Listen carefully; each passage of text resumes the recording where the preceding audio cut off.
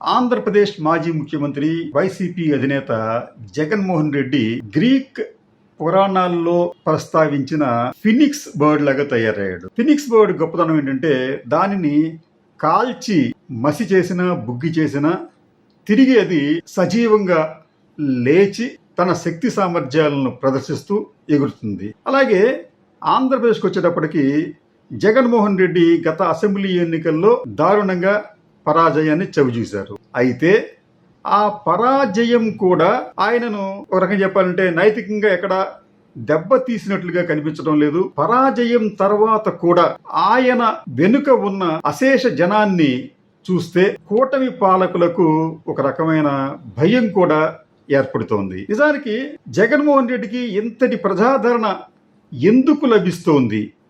ఇది ఆయన ఘోరంగా ఆయన పార్టీ ఓడిపోయినప్పటికీ కూడా ఎవరు నైతికంగా లేకపోతే అధైర్యపడటం లేదు, నైతికంగా బలహీనపడటం లేదు. ఆయన అనుచరులు కానీ ఆయన మంత్రివర్గ సహచరులు కానీ నాయకులు కానీ ఎందుకు ఇంకా ఆయన వెంటే నడుస్తున్నారు? వీరితో పాటు ముఖ్యంగా ప్రజలు అసంఖ్యాకంగా లక్షలాది మంది ప్రజలు ఆయన ఎక్కడకు వెళ్ళినా ఎందుకు వస్తున్నారు?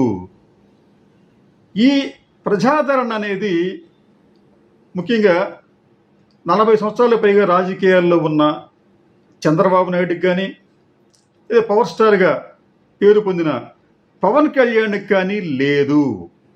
దీనికి సంబంధించి తెలుగుదేశం పార్టీ నాయకులు లేకపోతే పవన్ కళ్యాణ్ అభిమానులు ఏమంటారంటే జనాన్ని తరలిస్తున్నారని చెప్పి అంటారు. నిజానికి ప్రతిపక్షంలో ఉన్న నాయకుడికి ఇంతమంది జనాన్ని తరలించడం కూడా అసాధ్యమైన విషయమే.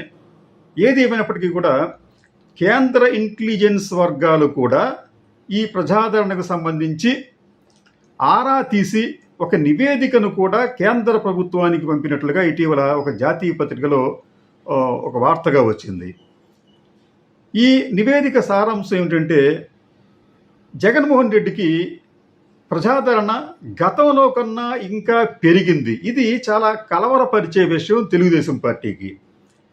సరే, ఎందుకు పెరిగింది అని చెప్పడానికి వారు ఇస్తున్న కారణాలు ఏమిటంటే కూటమి ప్రభుత్వం అన్ని రంగాల్లో వైఫల్యం చెందింది. ముఖ్యంగా సంక్షేమ పథకాలు అమలు చేయడంలో వాళ్ళు దారుణంగా విఫలం కావడంతో ఇప్పటికే సంక్షేమ పథకాలు అంటే వైఎస్ జగన్ హయాంలో సంక్షేమ పథకాలు అందుకున్న వారిలో చాలామంది ఇప్పుడు అందుకోలేకపోవడం, అలాగే ఇస్తానన్న హామీలను నెరవేర్చలేకపోవడంతో ప్రజలు కూడా ఎన్డీఏ కూటమిపై తీవ్ర అసంతృప్తితో ఉన్నారు. ఈ అసంతృప్తి కూడా జగన్ జనాదరణ పెరగడానికి ఒక ముఖ్యమైన కారణమని చెబుతున్నారు. రెండోది అణచివేత కార్యక్రమాలు. కూటమి ప్రభుత్వం అధికారంలోకి వచ్చిన తర్వాత పని కట్టుకొని వైసీపీ నాయకుల మీద కేడర్ మీద ఒక భయంకరమైన దమనకాండ చేస్తోంది, అణచివేతలు చేస్తోంది, అక్రమంగా అరెస్టులు చేస్తోంది అన్న వార్తలు వస్తున్న నేపథ్యంలో ఇటువంటి అణచివేతలు కూడా గ్రామ స్థాయి వరకు వైసీపీ కేడర్లను ఒక రకంగా చెప్పాలంటే సంఘటితపరచడానికి కారణమయ్యాయి. ఈ వైసీపీ నాయకులు వర్గ వైషమ్యాలు కూడా విస్మరించి ఈ కూటమి ప్రభుత్వాన్ని మనం ఎదుర్కోవాలన్న కృతనిశ్చయంతో ఏకమవుతున్నారు. జగన్ ఎక్కడికి వెళ్ళినా కానీ తండోపతండాలుగా జనం రావడానికి లేకపోతే కార్యకర్తలు రావడానికి ఇదొక కారణమని ఇంటెలిజెన్స్ వర్గాలు ఇచ్చిన నివేదికలో చెప్పినట్లుగా తెలుస్తోంది. సరే, ఇంటెలిజెన్స్ వర్గాలు ఒక విషయం అయితే, రెండోది మన గ్రాక్ అనే ఒక విశ్లేషణ సంస్థ మనందరికీ తెలిసిందే. అది దీనికి సంబంధించి వారు కూడా అనేక సోషల్ మీడియాలో వచ్చిన పోస్టులు, పత్రికల్లో వచ్చిన వార్తలు వీటిని వాళ్ళు విశ్లేషించుకొని ఇటీవల ఒక రిపోర్ట్ ఇచ్చారు. ఈ రిపోర్ట్ సారాంశం ఒకసారి ఇటువంటి హెడ్డింగ్తో మనం చూడొచ్చు దాన్ని.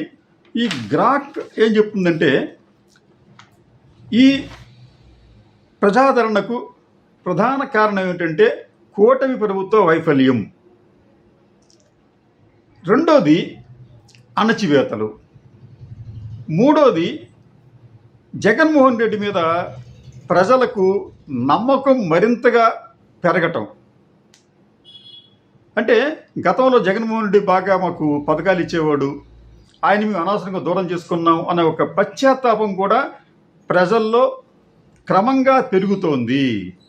ఈ పెరుగుతున్న నేపథ్యంలో ఇటువంటి వర్గాలు కూడా వైసీపీ వెనకాల నడుస్తున్నాయి అని ఈ గ్రాక్ విశ్లేషణలో తెలుస్తోంది.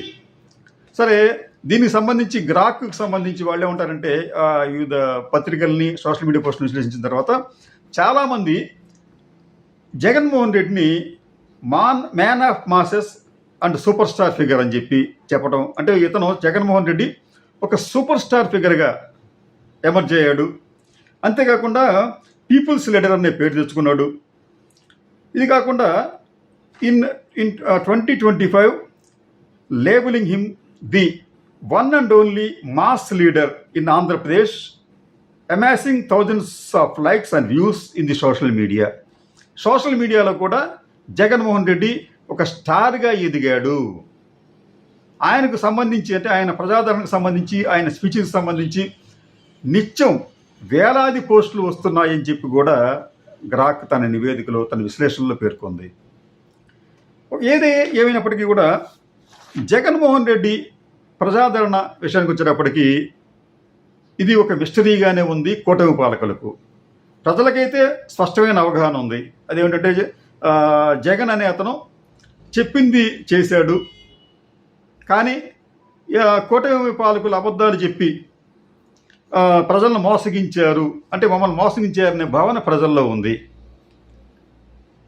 కాబట్టి వాళ్ళందరూ కూడా తిరిగి ఈ జగన్మోహన్ రెడ్డి అధికారంలోకి రావాలని చెప్పి కోరుకుంటున్నట్లుగా కనిపిస్తోంది. అయితే జగన్మోహన్ రెడ్డి ఎటువంటి పరిస్థితుల్లో కూడా అధికారంలోకి రాకూడదు అనేది కూటమి పాలకులు కృతనిశ్చయం సహజంగా ఉంటుంది.